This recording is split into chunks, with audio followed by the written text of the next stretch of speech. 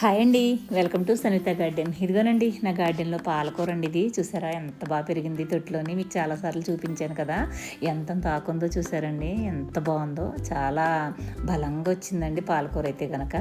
ఇది కరెక్ట్ టైంలో హార్వెస్ట్ చేసుకోవాలండి, లేదంటే అది అలాగా మరి దానికి కూడా సీడ్స్ వచ్చేస్తాయండి. చూసారు కదా నేను హార్వెస్ట్ చేస్తున్నాను. మరి ఒక తొట్టు పెట్టుకున్నాము, ఆ తొట్టులో ఎంత వచ్చిందో చూసారా. చాలాసార్లు చేశాను నేను, ఇప్పుడు 5-6 సార్లు చేశానండి నేనైతే కనుక. ఇందులో మీకు చూపించాను.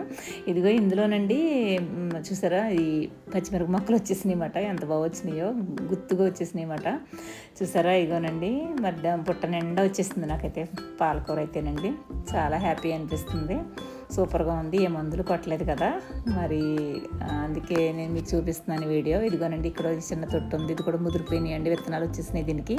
ఇందులో కూడా కొంచెం ఉంటే కోసి అనమాట, అది ఇది కలిపి చూపిస్తున్నాను అనమాట. చూసి మీరు కూడా ఆనందించండి. ఉంటానండి, బాయ్ అండి.